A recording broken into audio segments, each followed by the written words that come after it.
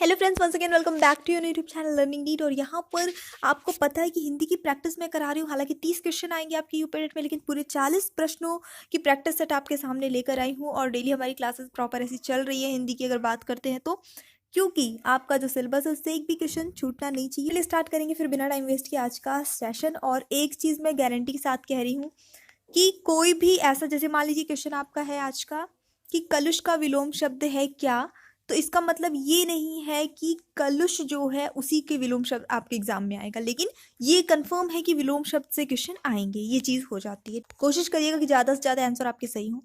कलुष का विलोम शब्द है क्या? फटाफट से ऑप्शंस देखिए और रिप्लाई करिए। तो इसका विलोम शब्द होता है आपका ऑप्शन नंबर सी, निष्कलुष। त्रिलोचन में समास है कौन सा?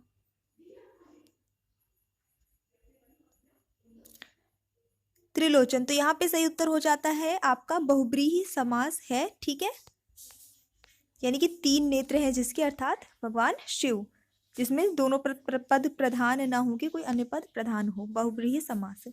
शुद्ध वर्तनी वाले शब्द का चयन कीजिए। तो सही उत्तर होता है इस प्रश्न के लिए आपका ऑप्शन नंबर ए, अंत्याक्षरी ऐसे लिखा जाता है। निम्न वाक्य के रिक्त स्थान को सही मुहावरे से भरे। यहाँ पे कौन सा मुहावरा परफेक्टली आना चाहिए? मंत्री बनने के बाद मोहन का दिमाग ब्लैंक हो गया।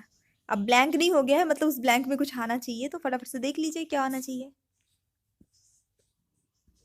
तो बिल्कुल मोहन का दिमाग जो है वो आसमान पर चढ़ गया मंत्री बनने के बाद। अनेक शब्दों के लिए एक शब्द का चयन कीजिए। लंबे केशों वाली नारी को क्या कहते हैं एक शब्द में? यहाँ पे सही उत्तर क्या होना चाहिए आपका? ऑप्शन नंबर ए सही होगा, केशिनी कहा जाएगा। आविर्भाव शब्द का विलोम क्या होगा? सही उत्तर होता है आपका तिरोभाव। निम्न में से कर्ता मैं एक वचन का बहुवचन रूप क्या होगा? आसान है ये तो, है ना। ऑप्शन नंबर डी हो जाएगा, मैं का बहुवचन हम। अनेक शब्दों के लिए एक शब्द का चयन करना है। जहां खाना मुफ्त में मिलता हो उसे क्या कहेंगे? तो बिल्कुल उसे कहते हैं लंगर। इनमें एक शब्द तत्सम है कौन सा? 16 का सही उत्तर होता है आपका ऑप्शन नंबर सी, पकवान। ये जो है आपका तत्सम शब्द है। बाल समय रवि भक्ष लियो तब तीनहु लोक भयो अंधियारो। ये पंक्ति में कौन सा छंद है? मेरे ख्याल से इतना फेमस ये लाइन है, इतनी फेमस लाइन से सबको पता होगा। ये है क्या? ओके ओके, तो सही उत्तर होता है आपका ये एक चौपाई है। निम्नलिखित में से कौन सा उपसर्ग रहित शब्द है जिसमें उपसर्ग नहीं लगा है? सही उत्तर हो जाता है आपका ऑप्शन नंबर ए, सुरेश। इसमें उपसर्ग नहीं लगा। बाकी सुयोग में सु उपसर्ग है, सुधन योग। अत्यधिक में, ठीक है, अतिधन अधिक। विदेश में विधन देश। फिर है आपका मनौती में कौन सा प्रत्यय है? इस शब्द में कौन सा प्रत्यय है? तो सही उत्तर होगा मन और औती। तो होगा आपका ऑप्शन नंबर ए, मनौती मतलब औती। राजपुरुष में समास है कौन सा? तो ये इसका सही उत्तर हो जाएगा आपका ऑप्शन नंबर सी, इसमें तत्पुरुष समास है क्योंकि कारक चिन्ह का लोप है। निम्नांकित में से कौन भिन्नार्थक शब्द नहीं है, सबसे अलग नहीं है? गाय बछेरू, रोटी चपाती, प्रचार प्रसार, उर्दू फारसी। तो क्या बोल रहा है? भिन्नार्थक नहीं है वो बताना है। तो यहाँ पे जो करेक्ट आंसर हो जाता है इस क्वेश्चन का आपका, वो हो जाता है ऑप्शन नंबर बी, क्योंकि रोटी और चपाती एक ही चीज का नाम है, दोनों अलग अलग नहीं है। जबकि गाय बछेरू, गाय अलग चीज है, बछेरू अलग चीज है, उर्दू अलग चीज है, फारसी अलग चीज है, प्रचार अलग है, प्रसार अलग है। तो यहाँ पे रोटी चपाती जो भिन्नार्थक नहीं है। द्विज के अर्थ हैं क्या? ब्राह्मण क्षत्रिय, पक्षी दांत, अंडज चंद्रमा, ये सभी। तो द्विज काफी पूछा जाता है क्योंकि इसके बहुत सारे अर्थ हैं और सब अर्थ एक दूसरे से इतने अपोजिट अपोजिट हैं कि आप कंफ्यूज बिल्कुल हो सकते हैं। सही उत्तर होता है आपका ऑप्शन नंबर डी, ये सभी द्विज के अर्थ हैं। पक्ष शब्द क्या है? तद्भव है, तत्सम है, देशज है, संकर है? तो पक्ष जो है वो आपका तत्सम शब्द है। ब्लैंक कर्ता लिंग वचन कारक आदि के अनुसार बदल जाते हैं। क्या? परिभाषिक शब्द, मुहावरे, मुहावरे लोकोक्तियां या तकनीकी शब्द यानी कि technical words. So correct answer यहाँ पे हो जाता है आपका ऑप्शन नंबर बी, मुहावरे। जिन वाक्यों से किसी क्रिया के करने या होने की सूचना मिलती है वे हैं क्या?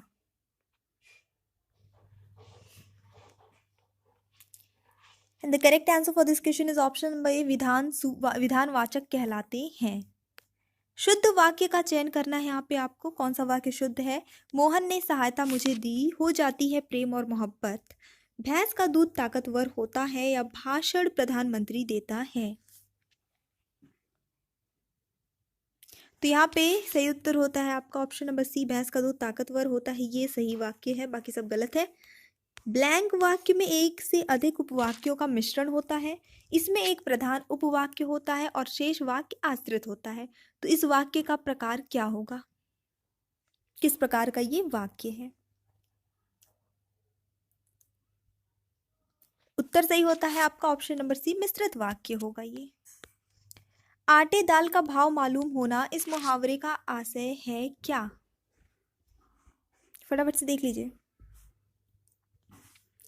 सही उत्तर होगा सांसारिक कष्टों का अनुभव होना। निम्नलिखित 6 वाक्यांशों में से प्रथम व अंतिम निश्चित है, शेष को उचित क्रम में व्यवस्थित करना है। तो यहाँ पे देख लीजिए पहले। प्राचीन परंपरा के अनुसार एक ये फिक्स्ड है और ये रास का आनंद लेते हैं। अब ये बाकी के जो सेंटेंस है वो एक क्रम में लगाने हैं आपको, ताकि ये पूरा एक अच्छा सेंटेंस बन पाए पूरा मिला के। ऑप्शंस दिए हैं यहाँ पे, कोड है, लगाइए जल्दी से। चलिए करते हैं इसको, है ना। देखिए पहले सबसे हो गया प्राचीन परंपरा के अनुसार। इसके बाद क्या सुटेबल हो सकता है? सारी रात होता है जिसमें शहर के लोग, मणिपुर नृत्य में रास। ओके, मणिपुर नृत्य में रास, इसको 2 कर देते हैं। फिर है सारी रात होता है 3। इसके बाद आ जाते हैं जिसमें शहर के लोग 4, एकत्र होकर 5 रास का आनंद लेते हैं। तो हमारा सेंटेंस बनेगा प्राचीन परंपरा के अनुसार मणिपुर नृत्य में रास सारी रात होता है जिसमें शहर के लोग एकत्र होकर रास का आनंद लेते हैं। तो ये सही उत्तर होगा आपका ऑप्शन नंबर ए, ल य र व सही बन जाएगा। गंगोदक का संधि विच्छेद क्या होगा? ये संस्कृत में भी गंगोदक पूछा जाता है। गंगोदक, चलिए देख लेते हैं क्या सही उत्तर होता है यहाँ पे आपका। ऑप्शन नंबर सी सही हो जाएगा, गंगा धन उदक। कोई क्वेश्चन स्किप हुआ है क्या? 30 वाला छूट गया है, बता रहे हैं। गंगा धन उदक ये सही उत्तर होता है। 30 क्वेश्चन देख लीजिए। हाथ का पर्यायवाची शब्द है क्या? यानी कि जिसमें तीनों शब्द हाथ के ही पर्यायवाची हो, वो वाला ऑप्शन चुनना है।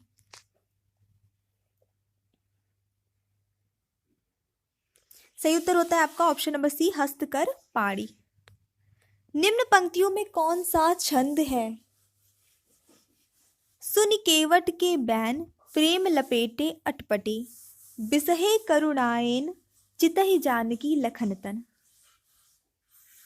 फटाफट से काउंट करिए।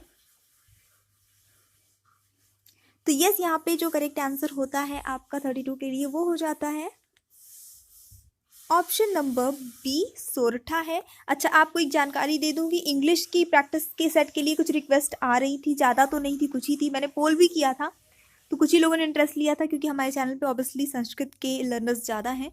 तो दूसरा जो हमारा चैनल है एग्जाम डूज, उस पर इंग्लिश की प्रैक्टिस सेट प्रोवाइड करा दी है, तो आप वहाँ पे देख लीजिएगा। विद एक्सप्लेनेशन चीज़ों को बताया हुआ है, पूरे 30 क्वेश्चन, और आपके यूपी टेट के सिलेबस के आधार पे। तो जो इंग्लिश वाले स्टूडेंट्स हैं, सुपर टेट में तो सबको पढ़ना पड़ेगा, कुछ कंपलसरी रहेगा, लेकिन अभी यूपी टेट के लिए अगर आपको देखना हो, जो इंग्लिश के लर्नर्स हैं, तो वहाँ पे जाकर देख सकते हैं। लिंक दी है डिस्क्रिप्शन बॉक्स में, चेक करिएगा। केशव दास ने अपनी किस कृषित में रस का विवेचन किया है? देख लीजिए। सही उत्तर होता है इस प्रश्न के लिए आपका option number B, Rasik Priya. Spill the beans, इसका अनुवाद क्या होगा? ये अपने आप में जो है एक एडम्स एंड प्रोवर्ब्स के अंतर्गत आ जाता है, और इसका जो अर्थ हो जाता है वो होता है रहस्य उजागर कर देना। हिमकर और मृगांक पर्यायवाची है किसके?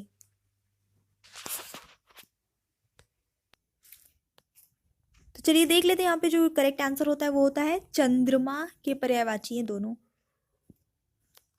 चमड़ी जाए पर दमड़ी न जाए, इस लोकोक्ति का अर्थ क्या होगा? तो इसका मतलब होता है कि कोई बहुत ज़्यादा कंजूस हो तो उसके लिए ये जो है लोकोक्ति यूज़ की जाती है। अजायब घर है क्या देशी शब्द है, विदेशी है, तद्भव है या संकर है?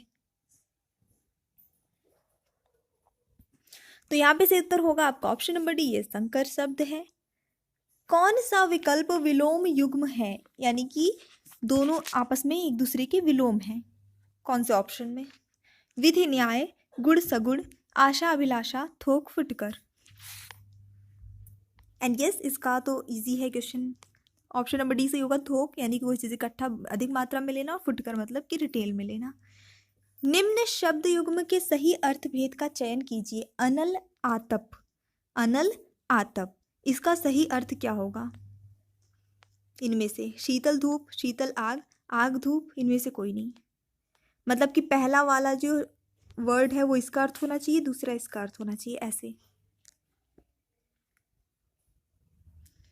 तो इसका जो सही अर्थ होगा वो होता है आपका ऑप्शन नंबर सी हो जाएगा। आग धूप, अनल मीन्स आग और आतप मतलब होता है धूप। सो ये आपका ऑप्शन नंबर सी सही होता है। नेक्स्ट क्वेश्चन, तुम्हारी पुस्तक यह नहीं वह है, इसमें वह जो है ये कौन सा सर्वनाम है? आई मीन किस टाइप का सर्वनाम है? पुरुषवाचक, प्रश्नवाचक, संबंधवाचक या फिर निश्चयवाचक? तो यहाँ पे निश्चयवाचक सर्वनाम हो जाता है, फिक्स्ड है यहाँ पे कि तुम्हारी पुस्तक वो है। नीचे लिखे वाक्य के खाली स्थान को भाववाचक संज्ञा से पूरा करना है आपको। उसका सारा सौंदर्य उसकी उसकी ब्लैंक में है, उसकी आंखों में है, बालों में है, हंसी में है, मुखमंडल में है। तो उसकी के साथ आप क्या सुटेबल बैठाएंगे यहाँ पे, ये देखना है थोड़ा सा। तो उसकी हंसी में है, यहाँ पे सही उत्तर हो सकता है। उसका सारा सौंदर्य उसकी हंसी में है, क्योंकि यहाँ पे भाववाचक संज्ञा की बात हुई थी, तो हंसी जो है वो एक भाववाचक संज्ञा है। वह बाजार जाएगा किस काल से संबंधित है? अपूर्ण वर्तमान काल, सामान्य भविष्य काल, संभाव्य भविष्य काल या सामान्य वर्तमान काल? सो वह बाजार जाएगा, ये कहीं ना कहीं नॉर्मली एक भविष्य काल का वाक्य है। उच्चारण के आधार पर ग है क्या, मतलब कि ग का उच्चारण स्थान क्या होता है उसके हिसाब से आपको बताना है ये कौन सा वर्ण है। सो यस, ग जो है आपका क वर्ग का वर्ण है, और क वर्ग के जितने भी वर्ण होते हैं उनका उच्चारण स्थान होता है कंठ। तो सही उत्तर हो गया आपका ऑप्शन नंबर ए, सॉरी डी, कंठ। इनमें से कौन सा शब्द ओड़ा प्रत्यय से बना है? ओड़ा प्रत्यय, हसोड़ा, हंसोरा, हसोड़, हंसोड़ा। तो यहाँ सही उत्तर क्या होगा आपका? बिल्कुल हो जाएगा ऑप्शन नंबर डी, हंसोड़ा जो है ये ओड़ा शब्द से बना है। ध्रुव स्वामी नाटक के रचयिता हैं कौन? ऑप्शंस देखिए और रिप्लाई करिए। वीडियो को लाइक शेयर ज़रूर करिएगा, ये आपसे रिक्वेस्ट है।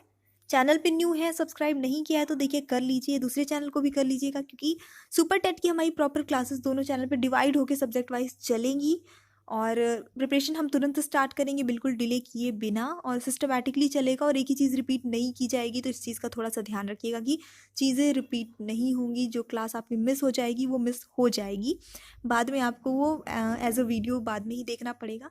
और डेली का डेली, जैसे आप कोचिंग जाते हैं डेली की डेली चीज़ें पढ़ते हैं तो वो ज़्यादा इफेक्टिव हो जाती है। सेम ऐसे आप घर पे पढ़ सकते हैं बिना किसी परेशानी के, लेकिन रेगुलर। अब यूट्यूब थोड़ा सा फ्री वाला अब हो जाता है, जब कोचिंग में आप पेमेंट करते हैं तो आपको लगता है कि आपकी एक भी क्लास मिस ना हो, लेकिन यूट्यूब पे आप मिस कर देते हैं, तो ये मत करिए। चलिए देख लेते हैं, यहाँ पे सही उत्तर हो जाता है आपका ऑप्शन नंबर सी हो जाएगा, जयशंकर प्रसाद। निम्न वाक्यों में से मिश्र वाक्य का चयन कीजिए। मिश्र वाक्य कौन सा है? मैंने खाना खाया, राम का शत्रु मारा गया, 6 बजे लौट आना, या मैं चाहता हूं तुम्हारे साथ खेलूं। तो मिश्र वाक्य क्या होगा? बाकी सब तो सिंपल से सेंटेंसेस है। मैं चाहता हूं तुम्हारे साथ खेलूं, दो वाक्यों का मिश्रण है ना। पीहू कंप्यूटर ठीक करती है, इसमें कौन सा वाक्य होगा? ये मतलब कौन सा वाच्य है? वाच्य यहाँ लिखा होना चाहिए था।